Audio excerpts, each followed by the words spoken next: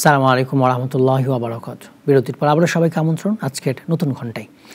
দর্শক, আজকের ঘন্টা আমরা কথা বলবো ইস্তেখারার সালাতুল ইস্তেখারা বিষয় নিয়ে। এই বিষয়ে আলোচনা আপনাদের প্রশ্নের জবাব রয়েছেন বিশিষ্ট ইসলাম চিন্তাবিদ, শিক্ষাবিদ, গবেষক, লেখক, বিশ্ববিদ্যালয়ের শিক্ষক, আল কোরআনের ইসলামিক স্টাডিজ ডিপার্টমেন্টের বিভাগীয় প্রধান, international Islamic university of science and টেকনোলজির প্রধান ডক্টর জাকারিয়া বিন আব্দুল জলিল মাদানী।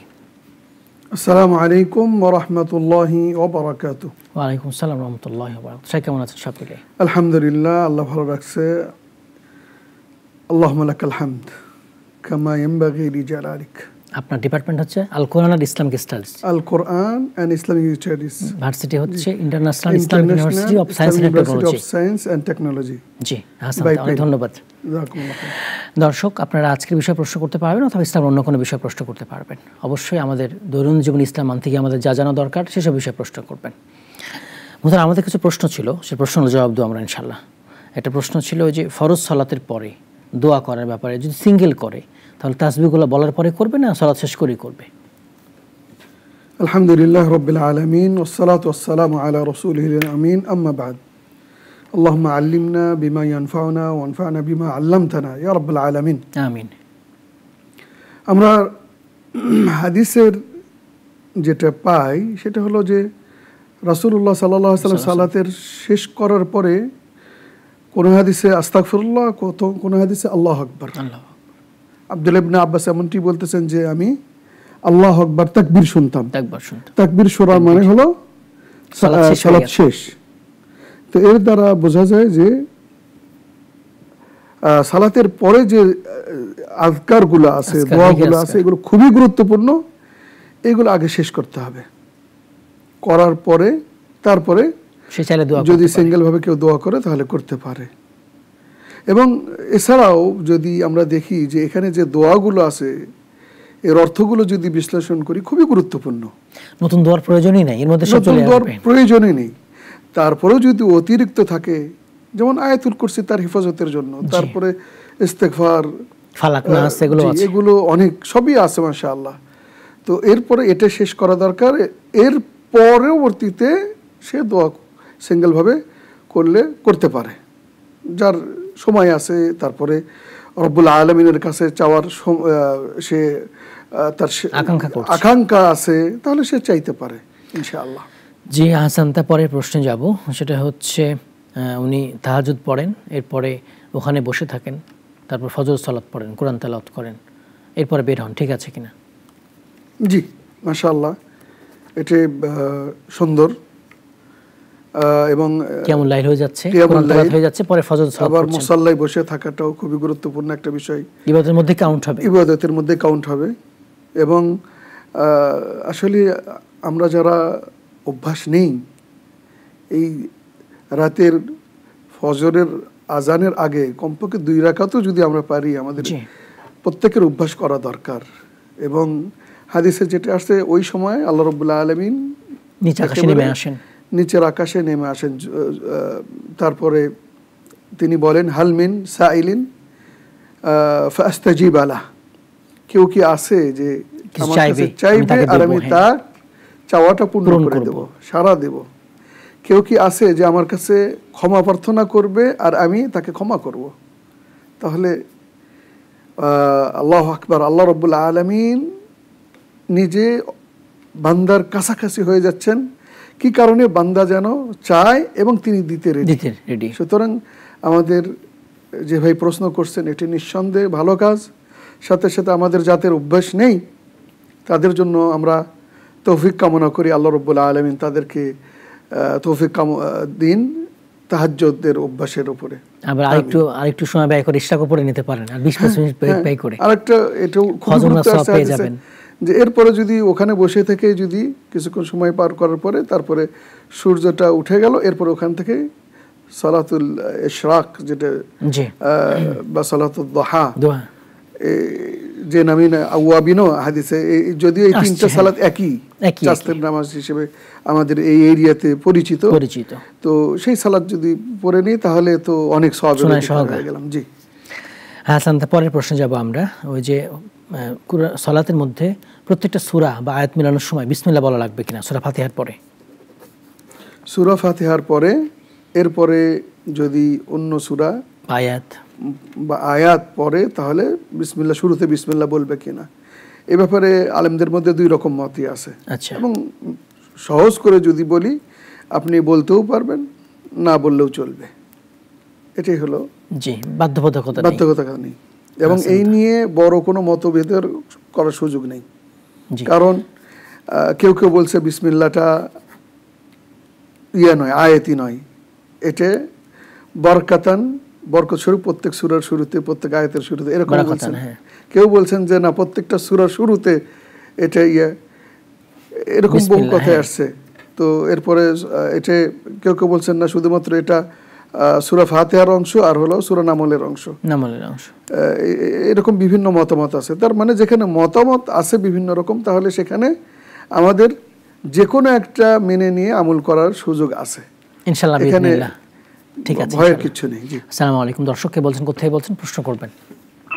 আসসালামু আলাইকুম হুজুর। ওয়া আলাইকুম আসসালাম ওয়া রাহমাতুল্লাহ। বলুন হুজুর, আমি নেত্রকোনা ডিস্ট্রিক্ট থেকে বলছি। হুজুর, নামাজের মধ্যে আতায়াতুর মধ্যে যে আঙ্গুল দিয়ে অর্ধেক আতায়াত পড়ার পরে আঙ্গুলটা ইশারা করে, এটা কি জন্য হুজুর, এটা একটু জানতে চাই। জি, আমাদের সাথেই থাকবেন। আসসালামু আলাইকুম। দর্শককে বলছেন, কোথায় বলছেন, প্রশ্ন করবেন।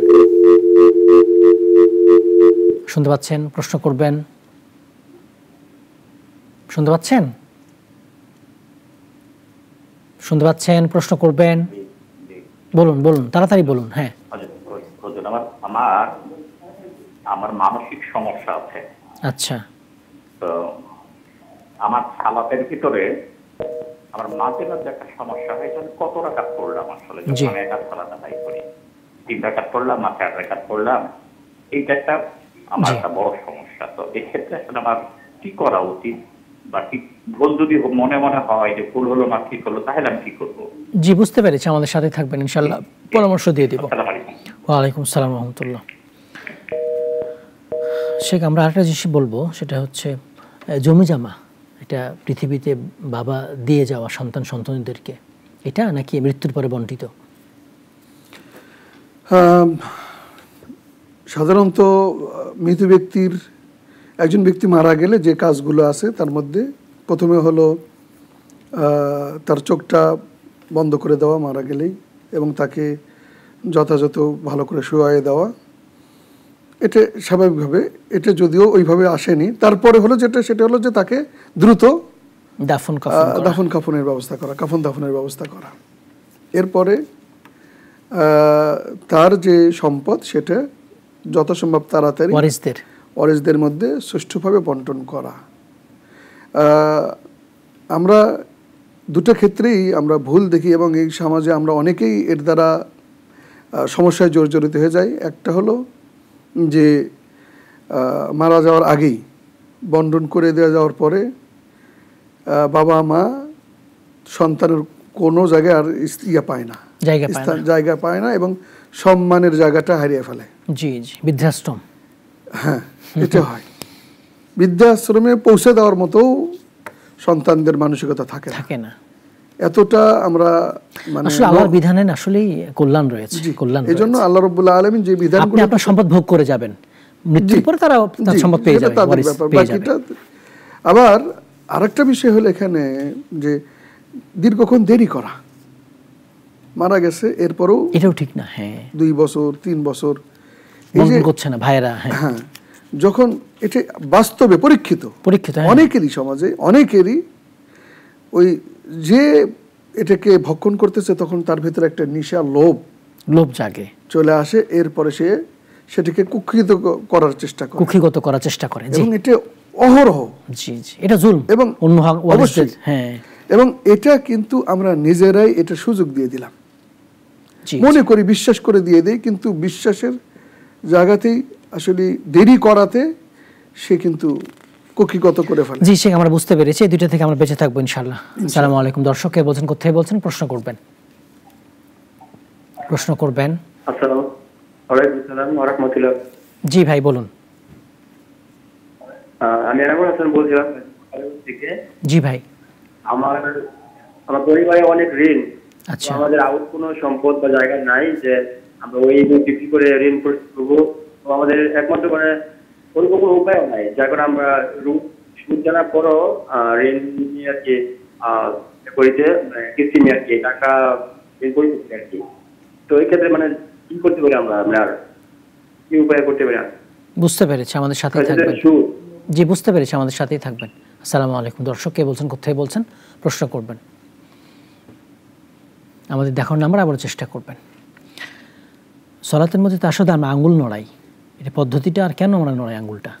জি, আমাদের এই ধরনের প্রশ্নের ক্ষেত্রে খুবই সতর্ক থাকা দরকার। জি, এগুলো আমরুন তাআব্বুদি, অর্থাৎ অনেক বিষয় আছে যে বিষয়গুলো আল্লাহ তার রাসূলের মাধ্যমে আমাদেরকে অর্ডার করেছেন এবং সেটা বিনা দ্বিধায়, বিনা প্রশ্নে, বিনা সংকোচে মেনে নেওয়াটাই হলো মুসলমান, আত্মসমর্পণকারী।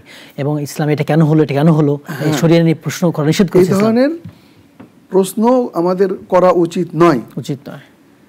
এবং এই বেশি বেশি প্রশ্ন করারও অভ্যাস ভালো নয়। এই টাইপের এই যেগুলো আছে। এরপরেও যদি কখনো আমরা কোনো বিষয়ে কারণ রাসূলুল্লাহ সাল্লাল্লাহু আলাইহি ওয়াসাল্লাম বলে যান সেটা বলতে পারবো, অথবা সালফে সালেহিন বলে যান, তাহলে আমরা বলতে পারি।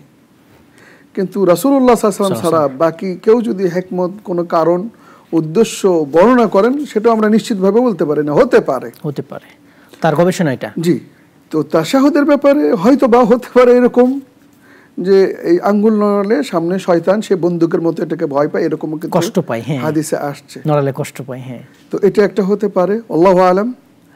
আর একটা হতে পারে যে সে এটার দ্বারা আল্লাহ রাব্বুল আলামিনের ওয়াহদানিয়ত, তাওহীদ, একক তাওহীদ হিসেবে সে সাক্ষ্য দিচ্ছে। হাসান, একটা ফোন নিয়ে আসি। আসসালামু আলাইকুম। দর্শক কে বলছেন, কোথায় বলছেন, প্রশ্ন করবেন। আমি রাঙামাটি শুনতে পাচ্ছেন, বলুন। আমি রাঙামাটি থেকে বলছি। জি ভাই, বলুন। আচ্ছা, এখন প্রশ্ন হচ্ছে, জি বলুন। এখন প্রশ্ন হচ্ছে, কি প্রশ্ন? আসর আর জোহরে কি ইমামের পিছনে নামাজ পড়ব কিভাবে? ইমামের পিছনে কিভাবে নামাজ পড়ব? জি, আমাদের সাথেই থাকবেন, ইনশাআল্লাহ জবাব পেয়ে যাবেন। আসসালামু আলাইকুম। দর্শক কে বলছেন, কোথায় বলছেন, প্রশ্ন করবেন।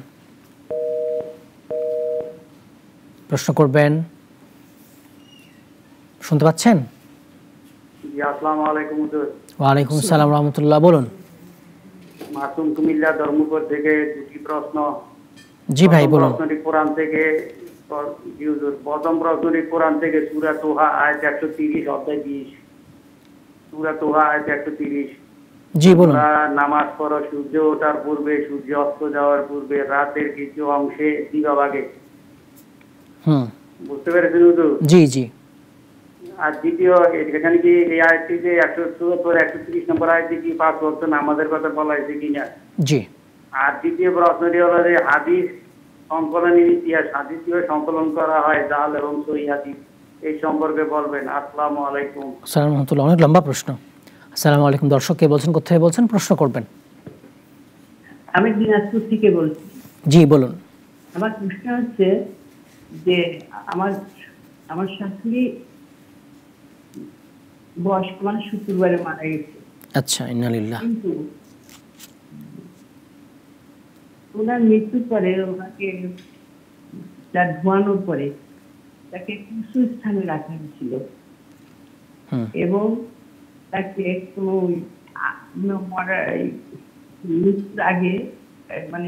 মৃত্যুর আগে না, মানে মাটি দেওয়ার আগে তার মুখে আতর দেওয়া হয়েছিল। এটা কি ঠিক হয়েছে? মুখে আতর দেওয়া হয়েছে তাই বলছেন? প্রশ্ন হচ্ছে আমার, এর আগে আমি প্রশ্ন, হ্যাঁ, আর দ্বিতীয় প্রশ্ন যে কোন সহি নামাজের কোন বইয়ের নাম বলেন। অবশ্যই অবশ্যই, আমি সহি জানতে চাই। বুঝতে পেরেছি, আমাদের সাথে থাকবেন, ইনশাআল্লাহ জবাব পেয়ে যাবেন। আমরা আরেকটা প্রশ্নে যাব, সেটা হচ্ছে ওইয়ের ব্যাপারে। ওনার মানসিক সমস্যা আছে, বলছেন কত রাকাত পরে জানতে পারে না, মানে এরকম কম 3, 4 2, 3 এরকম। আমরা আরেকটা বিষয় জানিয়ে রেখে দর্শক, আমাদের শুক্রবার একটা অনুষ্ঠান হয়, এই অনুষ্ঠানের পরেই মানসিক সমস্যাগুলো সমাধানে ডাক্তারের অনুষ্ঠান, সেখানে আপনারা প্রশ্ন করতে পারবেন, আর আমরা একটা জবাব দিয়ে দেবো ইনশাল্লাহ। জি, সন্দেহপতিত আল্লাহ রাব্বুল আলামিনের কাছে আমরা এই ধরনের ভাইদের সুস্থতা কামনা করি। আমিন আমিন। লা বাসা তো ইনশাআল্লাহ। যদি আরেকটা বিষয় বলি, এটা অনেকটা ওয়াসওয়াসা, শয়তানের ওয়াসওয়াসা, এটা ওয়াসওয়াসা, এটা মানুষের বলা যাবে না, জি মানসিক আমি বলতে চাচ্ছি না, এবং এটা অনেকেরই আছে। জি জি, এবং শয়তান করে। হ্যাঁ, এটার যদি এটাকে পাত্তা না দেয় তাহলে এই রোগ থেকে সহজেই মুক্তি পেয়ে যাবে। জি। তো এবং এটা দেখা যাচ্ছে যে রাসূল সাল্লাল্লাহু আলাইহি ওয়াসাল্লাম এটাও সমাধান দিয়েছেন। হ্যাঁ, তো বলতেছেন যে ওযু তখনই ভেঙে যাবে যখন তুমি কোনো সাউন্ড শুনতে পারবা, নিশ্চিত শিওর হবে একবারে, বা গন্ধ। হ্যাঁ, তো এই যে এর মাধ্যমে মানে একটা ইয়ে থাকে ভেতরে, যে দ্বিধাদ্বন্দ্ব থাকে, ওযু আছে না নাই। জি, শয়তান এটা রাসূল সাল্লাল্লাহু কিন্তু এটার সমাধান দিয়ে বন্ধ করে দিয়ে গেছেন এবং সমাধান দিয়ে গেছেন। তো আমাদেরও বহু ভাইয়েরা এই ধরনের প্রশ্ন করলে আমরা বলি যে এটাকে পাত্তা দেবেন না, ডোন্ট কেয়ার, এটা ছেড়ে দেন। আপনি আপনার মতো করে সালাত আদায় করেন এবং এইভাবে চলমান থাকেন, কম বেশি সেটা আল্লাহ রাব্বুল আলামিন গ্রহণ করার মালিক। আপনি আপনার পক্ষ থেকে চেষ্টা করছেন কিনা সেটাই যথেষ্ট। এইভাবে যদি চলতে থাকে তাহলে এই রোগ আর ইনশাআল্লাহ হবে না। যেমনটি অনেক ভাই এই ধরনের রোগ থেকে, ওয়াসওয়াসা থেকে মুক্ত হয়ে গেছে আলহামদুলিল্লাহ। আশা করি আপনি হয়ে যাবেন। তো আপনার প্রশ্নের উত্তরে আসি এবার, যে সাধারণত সন্দেহের ব্যাপারে 2টা বা 3টা পদ্ধতি। একটা হলো যে আপনি প্রথমে মনেরকে জিজ্ঞেস করবেন যে 3 রাকাতের দিকে মন টানতেছে নাকি 4 রাকাতের দিকে। যদি 3 রাকাতের দিকে টানে তাহলে বাকি 1 রাকাত পড়বেন, পূর্ণ করবেন, 4 রাকাত সালাত যদি বিশিষ্ট হয়।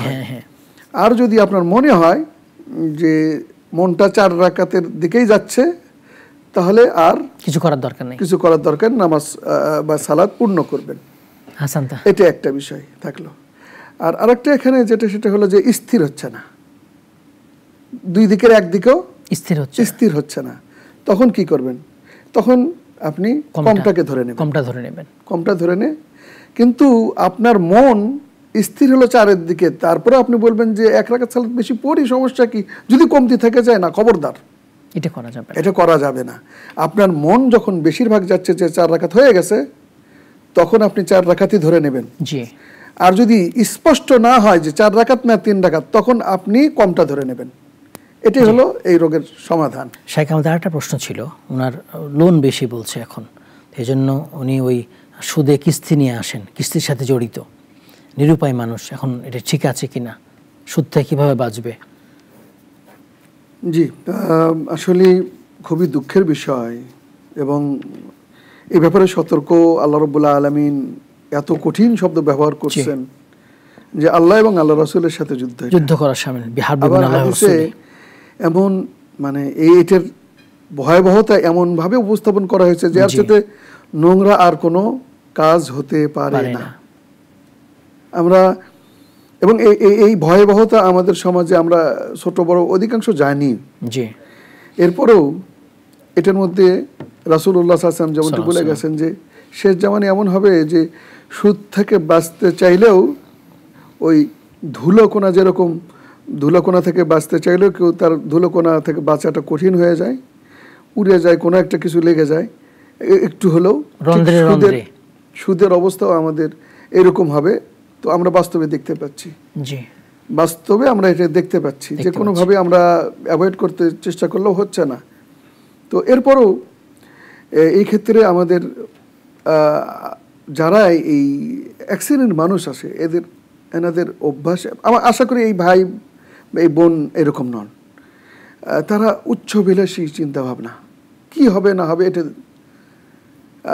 পরবর্তীতে দেখা যাবে কি করে, এটা তাদের অভ্যাস। এক জায়গায় থাকার আরেক জায়গায়, এবং কঠিনভাবে বিপদে পড়ে যায়। তো এটা করা যাবে না। আমি একবেলা কম খাবো এবং দরকার হয় কষ্ট করব, এবং কাজ না থাকলে মাটি কাটবো, যে কোনোভাবে হোক আমি আমার জীবনের স্টাইলটা পাল্টাবো। জি, বুঝতে পেরেছি। তার মানে তারপরেও সুদ নামক জঘন্যতম অভিশাপ থেকে আমাদেরকে বেঁচে থাকতে হবে। এটা একেবারে খুবই জঘন্য। দুনিয়া শেষ, আখিরাত তো শেষ। মানে তার প্রয়োজন হলে সাদাকা নেবে, সে সাহায্য চাই মানুষের কাছে, কিন্তু আর সুদে জড়িত হবে না। হাসানতা, আসসালামু আলাইকুম। দর্শক কে বলছেন, কোথায় বলছেন, প্রশ্ন করবেন। আসসালামু আলাইকুম। শুনতে পাচ্ছেন? ওয়া আলাইকুম সালাম ওয়া রাহমাতুল্লাহ। জি ভাই বলুন। আমি একটা দুইটা প্রশ্ন করতে চাই হুজুর। জি জি বলুন বলুন, প্রশ্ন করবেন। আচ্ছা, মনে করেন ঈদের নামাজ, মনে করেন যে সেজদায় চলে গেছে, এই সময় আমি গেলাম, যা কিভাবে নামাজে ঢুকবো? আবার দেখা যায় যে আমি এক রাকাত হয়ে গেছে, দ্বিতীয় রাকাতে আমি পাইছি, তাহলে আমি কিভাবে নামাজটা শেষ করবো, কিভাবে নামাজ ঢুকবো? আর একটা প্রশ্ন আছে আমার। হ্যালো, বলুন বলুন, শুনছি, বলুন। আর একটা প্রশ্ন আছে, সে প্রশ্নটা হলো, এক হুজুর ইমামতি করেন কিন্তু কোনোদিন জামাতে নামাজ পড়েন না, মসজিদে ঢোকেনও না।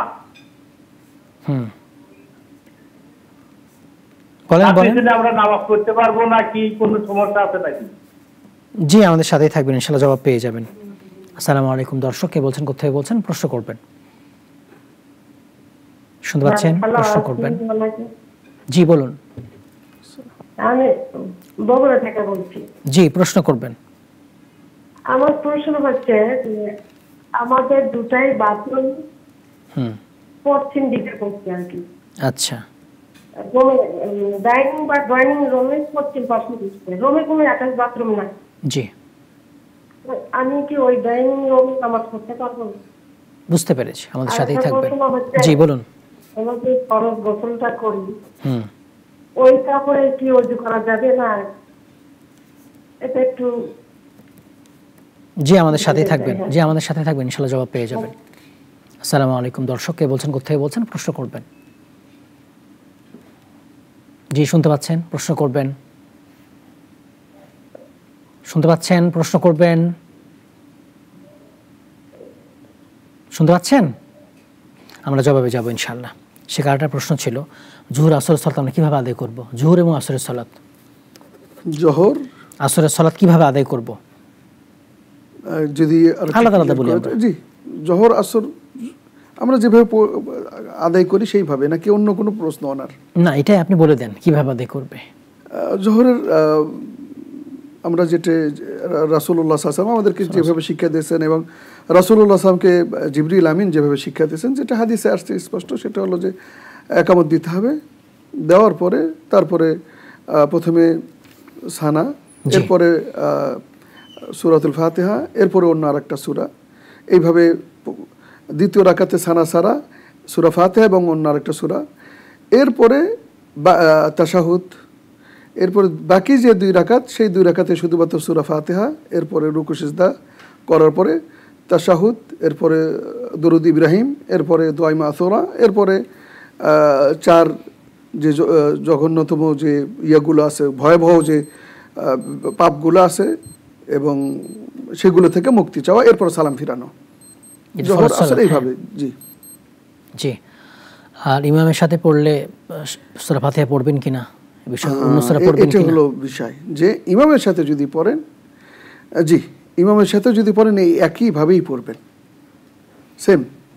এবং এখানে মানে চুপ করে থাকবেন এমনটি করার কোনো সুযোগ নাই, কারণ আমার পড়া আমাকে পড়তে হবে, এমনটি হাদিসে আসছে।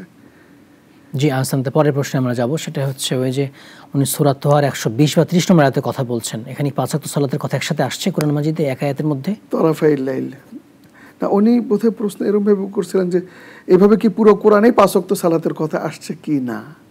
জি, এই আয়াতটাতে 5 ওয়াক্ত সালাতের কথা আছে কিনা? এখানে না, এখানে পুরো 5 ওয়াক্ত সালাতের কথা সম্ভবত নেই, কিন্তু আকিমিস সালাত লিদুলুকিল ফজর ইলা গাসাকিল লাইল, এরকম আরো যেগুলো কথা আসছে সেগুলো মিলে কোরআনের এক জায়গাতেই, আল্লাহু আলাম, যতদূর আমার মনে পড়ে, ভুলও হতে পারে, আল্লাহু আলাম, কোরআনের এক জায়গাতেই 5 ওয়াক্ত সালাতের কথা আসেনি, কিন্তু বিভিন্ন আয়াতে বিভিন্ন জায়গায় 5 ওয়াক্ত সালাতের কথা উল্লেখ আছে। যেমন হাফিজু আলা সালাওয়াত ওয়া সালাতুল উসতা, এরকম এটা আসরের কথা বলা হয়েছে। জি, তারপরে সকাল সন্ধ্যা আরেক জায়গায় বলা হচ্ছে। জি হাসানতা, পরের প্রশ্ন, হাদিস সংকলন সংক্ষেপে, খুবই সংক্ষেপে, হাদিস সংকলন রাসূলের সময় হয়েছে কিনা? আল্লাহু আকবার। হাদিস রাসূলুল্লাহ সাল্লাল্লাহু আলাইহি সাল্লাম যেগুলো করে গেছেন সেগুলোতে হাদিস, এগুলো সাহাবারা বক্ষে ধারণ করছেন। এমনকি যখন কোনো বিষয়ে একটু সাহাবাদের মধ্যে যদি মতবিরোধ দেখা দিত, অথবা সাহাবাদের পরের জেনারেশন যারা, তাদের মধ্যে যদি বুঝতে না পারতেন, মা আয়েশা রাদিয়াল্লাহু তাআলার কাছে গেলে সেটা সমাধান পেতেন। তার মানে কি, রাসূলুল্লাহ আল্লাহ রাব্বুল আলামিন কোরআন যেরকম হেফাজত করছে, আল্লাহ রাব্বুল আলামিন ঠিক একইভাবে এটাও যেহেতু ওহী, সুতরাং এটাও আল্লাহ রাব্বুল আলামিন তার রাসূলের সাহাবাদের মাধ্যমে, তাবিঈনদের মাধ্যমে ওইভাবে একইভাবে হেফাজত করা হয়েছে, এবং পরবর্তীতে সেটা কিতাব আকারে সংকলন করা হয়েছে। সুতরাং কোনোটাতে সন্দেহ করার কোনো অবকাশ নেই। জাল জয়ীফ এটা পরবর্তীতে তাহকিক করে, জি জি জি জি, জাল জয়ীফ সেগুলো তো আসছেই অনেক পরে, মানুষ যখন বানাইছে। জি, শিয়াদের বিষয় ছিল, কতগুলো মানুষ না বুঝে না ইয়ে করে মনে করছে যে বোধহয় রাসূলের নামে একটা কিছু বলে দিলে মানুষজন আমল করবে, তাতে আমি সওয়াবের ভাগীদার হব, এরকম অনেকের চিন্তা ভাবনা ছিল।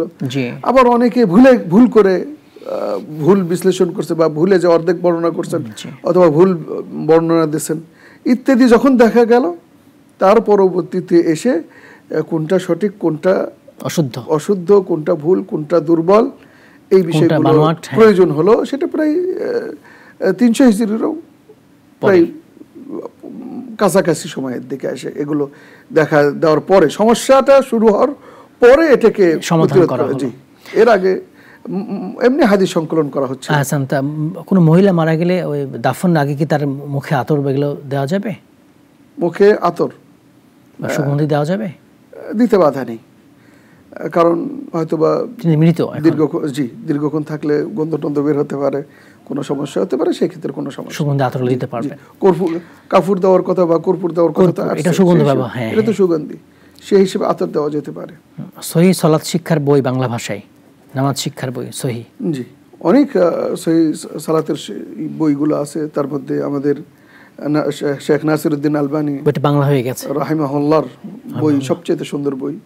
এই বইটা নিতে পারেন, অনুবাদ হয়ে গেছে মাশাআল্লাহ। আমাদের শেখ ডক্টর শহীদুল্লাহ খান মাদানী, ওনার বইটাও মাশাআল্লাহ বেশ ভালো চলতেছে।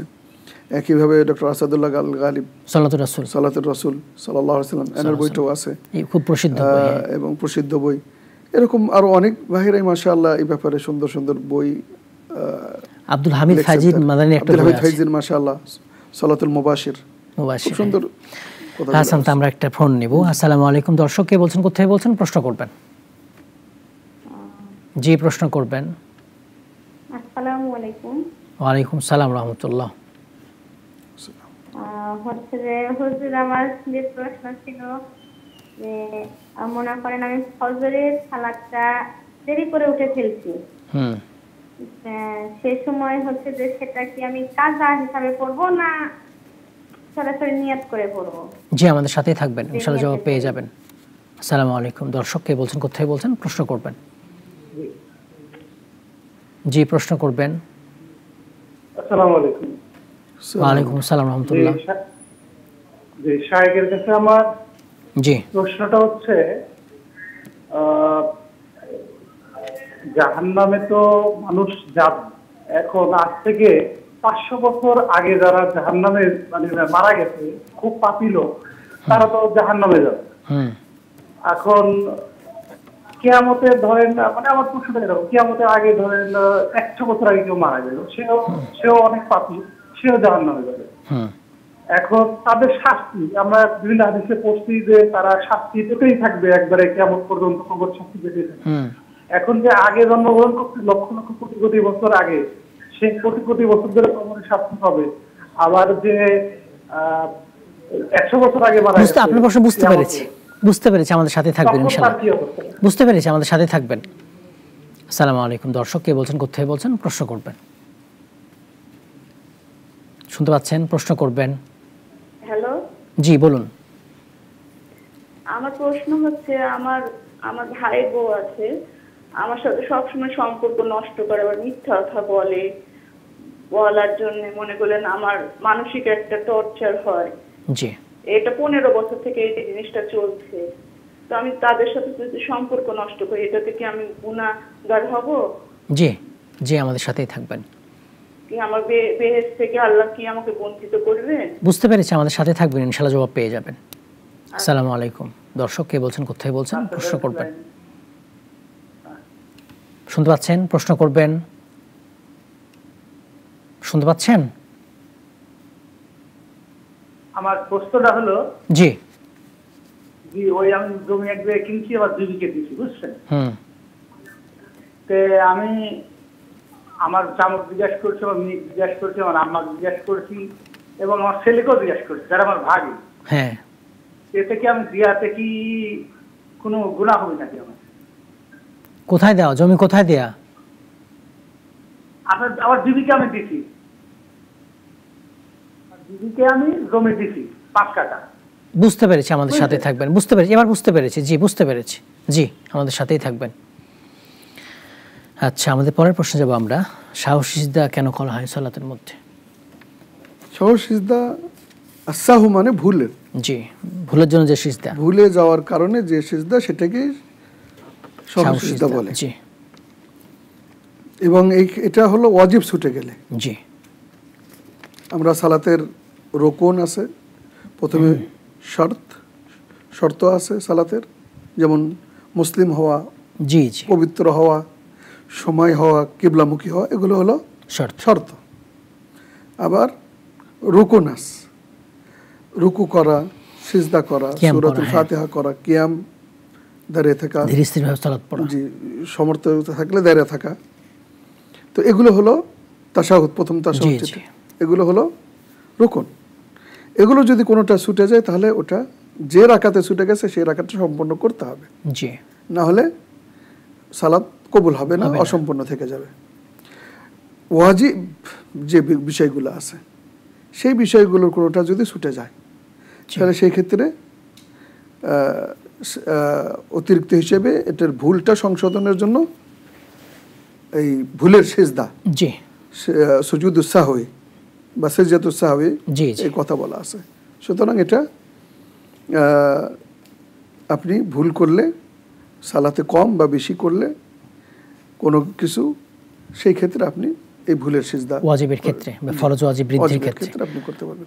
কম রাকাত কম হয়ে গেলে বেশি ওটা পূর্ণ করে দেওয়ার সাহস সিজদা করে দেওয়া। জি, সুন্নাহ নফলের ক্ষেত্রে কিছু করা লাগবে না। না, সুন্নাহ নফলের ক্ষেত্রে কেউ যদি ঈদের সালাত সিজদায় অংশগ্রহণ করে, ঈদের সালাতে সিজদায় অংশগ্রহণ করে, তার করণীয় কি হবে, কিভাবে সালাতে শামিল হবে? ঈদের সালাত 2 রাকাত।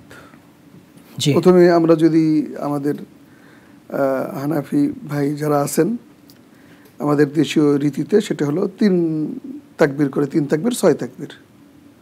এটা খুব বড় নয়, কঠিন বিষয় নয় আমার কাছে, আমি ব্যক্তিগতভাবে বলি। আবার আহলুল হাদিস এবং সালাফি এবং সৌদি আরবে সহ আরব বিশ্বের, এমনকি হানাফি মাযহাবের যারা ইরাকে আছেন, তাদের কাছেও 7, 5, 12 তাকবীর। জি, এটা আমরা নিশ্চিত জানি, ইরাকের বিষয়টাও, তারাও হানাফি। তো এগুলো খুব বিষয় নাই। তো এখানে প্রথমে তাকবীর সহ 7 তাকবীর বলছে, কেউ বলছে তাকবীর সারা, তাকবীরে তাহরিমা সারা 7 তাকবীর। জি, এরপরে সূরা ফাতিহা পড়বে, এরপরে অন্য সূরা পড়বে, এরপরে রুকু করবে, তারপর সিজদায় যাবে। পরবর্তীতে সে উঠে আবার 5 বার আল্লাহু আকবার, আল্লাহু আকবার বলবে, বলার পরে হাত উঠাবে। এরপরে এখন কথা হলো যে প্রথম সে পায়নি, রাকাত পায়নি, তাহলে এই ক্ষেত্রে কি করবে, সে কিভাবে? উত্তর হলো ওই কাজা করবে। কিভাবে? যখন ইমাম সাহেব সালাম ফিরাবে, তারপরে সে উঠবে, সালাম না ফিরেই উঠে যে প্রথম রাকাত যেভাবে ছিল সেইভাবে আদায় করবে। আচ্ছা, একটা ফোন নিয়ে নি। আসসালামু আলাইকুম। দর্শক কে বলছেন, কোথায় বলছেন, প্রশ্ন করবেন। হ্যালো, আসসালামু আলাইকুম। ওয়া আলাইকুম আসসালাম রাহমাতুল্লাহ, বলুন। আমি বদিয়া রহমান বলছি, তালাশাটিয়া থেকে। বলুন ভাই। জি, আমার প্রশ্ন হচ্ছে, সালাত অবস্থায় সিজদায় যে আল্লাহ তাআলার কাছে চাওয়া যায় কিনা? এক, বিশেষ আমরা জানি নফল নামাজে, তাহাজ্জুদ নামাজে চাওয়া যায়, কিন্তু সুন্নত নামাজে যে আল্লাহ পাকের কাছে আমরা বাংলায় চাইতে পারবো কিনা, দোয়া করতে পারবো কিনা বা চাইতে পারবো কিনা। জি, বুঝতে পেরেছি, আমাদের সাথে থাকবেন। জি, আমাদের সাথেই থাকবেন, বুঝতে পেরেছি। আচ্ছা, আরেকটা প্রশ্ন আমরা যাব। ওই যে ইমাম সাহেব জামাতে সালাত পড়েন না, হয়তো উনি জুমার ইমাম হতে পারেন, এখন ইমাম সাহেব জামাতে সালাত পড়েন না, তার পেছনে সালাত পড়া যাবে কিনা? অন্য সময় হয়তো, অন্য সময় যখন ইমাম থাকেন না উনি। এটা নিঃসন্দেহে যদি সত্য হয় তার কথা, যদি সত্য হয় তাহলে এটা অপরাধ। এবং অনেকেই বলছেন যে জামাতে সালাত পড়াটাই পুরুষের জন্য ফরজ। তার দলিল হিসেবে বলছেন যে রাসূলুল্লাহ সাল্লাল্লাহু আলাইহি ওয়াসাল্লাম বললেন যে আমার জায়গায় একজনকে দাঁড় করায় দিই, এরপরে কাঠে বা লাকড়িতে আগুন লাগায় নিয়ে ওই বাড়ি ঘরগুলো পূরণ করে পুড়িয়ে দেই, কিন্তু বাধা দিচ্ছে আমাকে ওই বাড়িতে অসুস্থ মহিলা, বয়স্ক, শিশু, এই ধরনের লোক আছে দেখে আমি এটা পারতেছি না।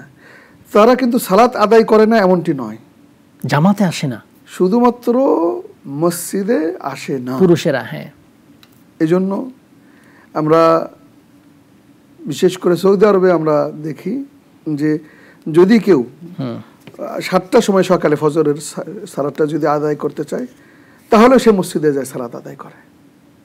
বুঝতে পেরেছি। তাহলে সে বলে যে পুরুষের সালাত বাড়িতে নয়, মানে ফরজটা বিশেষ করে ফরজ সালাত, ফরজ মানে হলো ফরজ সালাতটা পুরুষের কখনোই বাড়িতে নয়। আমরা বোঝাতে পেরে সক্ষম হয়েছি ইনশাআল্লাহ। আসসালামু আলাইকুম। দর্শক কে বলছেন, কোথায় বলছেন, প্রশ্ন করবেন। আসসালামু আলাইকুম। ওয়া আলাইকুম সালাম রাহমাতুল্লাহ। হুজুর, আমার প্রশ্ন হলো যে আমার মা অসুস্থ, 3 মাস পড়ে আছে বাসায়, বুঝছেন? জি। 9টা ভাই, 9টা ভাই ধরেন 5টা বিবি খেদমত করছে না, বুঝছেন? আচ্ছা। এখন 4টা বিবি খেদমত করছে, ধরেন বিছানে খাওয়া, বিছানে হাগা, পরিষ্কার পরিচ্ছন্ন করছে, তেরা করছে, আমার কিছু হাদিয়া দেওয়া হোক। ওরা করছে না, আমরা করছি, কতকাল ব্যাংক থাকছি, আমার কিছু হাদিয়া দেওয়া হোক। আচ্ছা, মার অংশ, আমার টাকা না, মানে মারই টাকা, মার পথে খেদমত করছে, ডাক্তার বুঝতে পেরেছি, চাপ থেকে 4জন করছে না, আমরা 4জন করছি, আমার দেওয়া হোক, না দিলে কি আমার গুনাহ হবে? বুঝতে পেরেছি। আমাদের সাথেই থাকবেন। জি, আমাদের সাথেই থাকবেন ইনশাআল্লাহ বিইذনিল্লাহ। আমরা একটু সংক্ষেপে জবাব দেওয়ার চেষ্টা করব। পরের একটা প্রশ্ন যাব। ওই যে ওনার বাথরুমের পশ্চিমে সালাত, মানে পশ্চিমে কি বাথরুম, ওদিকে কি ফিরে সালাত পড়তে পারবে কিনা? আসলে এই ব্যাপারে যে হাদিস, সেটা হলো যে যখন আমরা ফালাত, খালি জায়গা, ফাঁকা জায়গা, হ্যাঁ, মাঠ, এই খোলা জায়গায়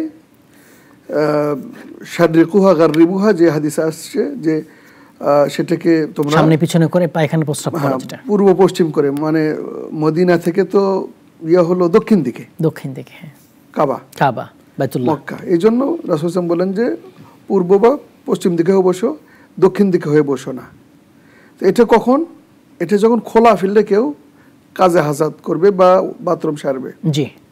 কিন্তু যখন দেওয়ালের ভেতরে, ঘরের ভেতরে, এই ক্ষেত্রে আলেমদের, বিজ্ঞ আলেমদের এবং হাদিসের বিভিন্ন দিক চিন্তা ভাবনা করে বলছে সেই ক্ষেত্রে সমস্যা নেই। তবে সম্ভব হলে সেই ক্ষেত্রেও পরিহার করা উচিত এবং কিবলার দিকে যেন না হয় এই চেষ্টাটা করতে হবে। আবার হচ্ছে এখন তো ঢাকা শহরে বাসার মধ্যে আমি যে পশ্চিম দিকে, আমার ঘরের পশ্চিম দিকে কিবলার দিকে বাথরুম করা, সেট আপ করা, আমি ওই বাথরুমের সামনে সালাত পড়তে কোনো সমস্যা নেই, বাইরে মূল ঘরের মধ্যে, জি, এখন সালাত সমস্যা নেই, দরজা ঘেরাই আছে আলাদা। এটা উনি জিজ্ঞেস করেছিলেন সম্ভবত। পরের প্রশ্নে আমরা যাব, সেটা হচ্ছে ওই যে ফজর দেরি করে পড়লে তখন কি কাজার নিয়ত করবে না সরাসরি নিয়ত করবে ফজরের সালাতটা? যে কোনো সালাত দেরি করাটা কিন্তু মুনাফিকের আলামত এবং না হওয়ার, কবুল না হওয়ার একটা ভয় থেকে যায়। এজন্য আল্লাহ রাব্বুল আলামিন আমাদের প্রত্যেককেই এটা থেকে রেহাই দেন। আর ছুটে যাওয়া সালাতটা আমাদের সমাজে দেরি হয়ে গেলে পরবর্তী সালাতের সাথে পরের দিন অপেক্ষা করে বা পরবর্তী সালাত, না, এটা ভুল। জি জি। বরং যখনই আপনি সালাতটা ছুটে গেল যে কোনো কারণে, এরপরে আধা ঘন্টা, 1 ঘন্টা, 1.5 ঘন্টা, যে কোনো টাইম পান, সাথে সাথে ওযু করে, এর কোনো নির্দিষ্ট টাইম নেই। আপনার সমস্যা ছুটে, যে সমস্যার মধ্যে ছিলেন, যে কারণে আপনি সালাত আদায় করতে পারেননি, সেই সমস্যা শেষ, আপনি তাড়াতাড়ি ওযু করে এসে সালাতটা আদায় করে নেন। এটাই নিয়ম। জি, দেরি করা উচিত নয় কোনোভাবে। জি। আসসালামু আলাইকুম। দর্শক কে বলছেন, কোথায় বলছেন, প্রশ্ন করবেন, শুনতে পাচ্ছেন, প্রশ্ন করবেন। আমরা পরে আরেকটা প্রশ্নে যাব, সেটা হচ্ছে ওই যে জাহান্নামে যাবে, যে কবরে অবস্থান করা, কারো 100 বছর, কারো 500 বছর, এই যে শাস্তিটা, এটা ইনসাফ মনে হচ্ছে না? আচ্ছা, কম বেশি হয়ে যাচ্ছে। এটা বিষয়টা হলো, প্রথমত হলো এটা হায়া বারজাখিয়া। জি, বারজাখের জীবন। ওই জীবনের বিষয়গুলো, ওমা রব্বুকা বিযাল্লামিল লিল আবিদ, আল্লাহ রাব্বুল আলামিন তার বান্দার জন্য জালেম নন, রহমান রহিম, এবং তিনি আদিল, ইনসাফকারী। এটা আপনাকে বিশ্বাস করতেই হবে, না হলে ইমানের ঘাটতি রয়েছে। অন্যদিকে কাউকে কম বেশি করবেন এমনটিও নয়, আমরা হয়তো অনেক সময় বুঝি না।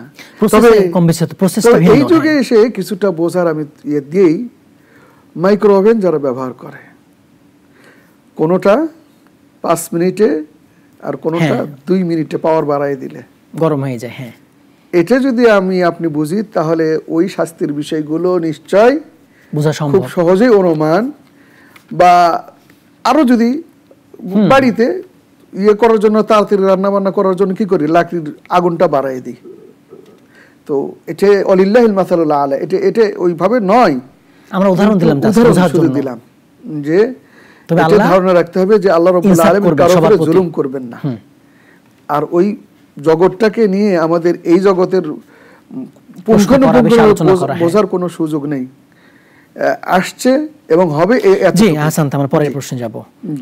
সেটা হচ্ছে ওই যে ভাইয়ের বউ, এখন উনি সম্পর্ক নষ্ট করে, মিথ্যা কথা বলে, এখন ওনার বক্তব্য, এখন যদি ননদ সম্পর্ক করতে চায়, নষ্ট করতে চায়, গুনাহ হবে কিনা ভাইয়ের বউয়ের সাথে? এটা আছে, কিছু মানুষ আছে যারা এই কথা চালাচালি করে নাম্মাম বলা হয়েছে, নাক্কাল বলা হয়েছে, মুক্তাব বলা হয়েছে, এটা অনেকেরই স্বভাব, আল্লাহ মাফ করুক। তো এই ক্ষেত্রে তাকে স্পষ্ট করে বলা দরকার যে এটা শরীয়তে হারাম এবং এটার দ্বারা ক্ষতি হচ্ছে।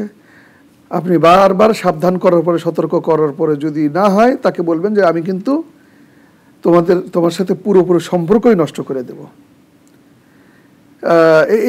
এবং আমার মনে হয় যে আপনারা মহিলা না করে, আমার এলাকা বাড়ির মুরব্বী যারা আছেন বা পুরুষ কমপক্ষে, তাদের বিষয়টা জানানো দরকার এবং তাদের মাধ্যমে সমাধান হওয়া দরকার। এবং আমরা তো সম্পর্ক রাখতে পারি, সৌজন্য সম্পর্ক রাখতে পারি, সম্পর্ক একবারে একেবারে কাট আপ করা যাবে না, যে ওইভাবে না, যতটুকু না হলে নয়, সালাম এড়িয়ে চলা, জি, সৌজন্যতাবোধ রক্ষা করা।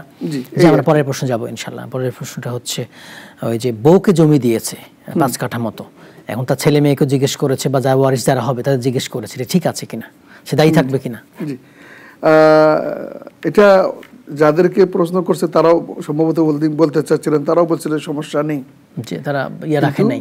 আমরা শুরুতেই এই প্রশ্ন দিয়েই শুরু করছিলাম সম্ভবত আজকে, যে জি জি আরেকটা প্রশ্ন, জমি জমা বিষয়টা, মানুষ কোনোভাবেই এটা অন্য কেউ চট করে আপনাকে খোটা দিয়ে দেবে, অন্য কেউ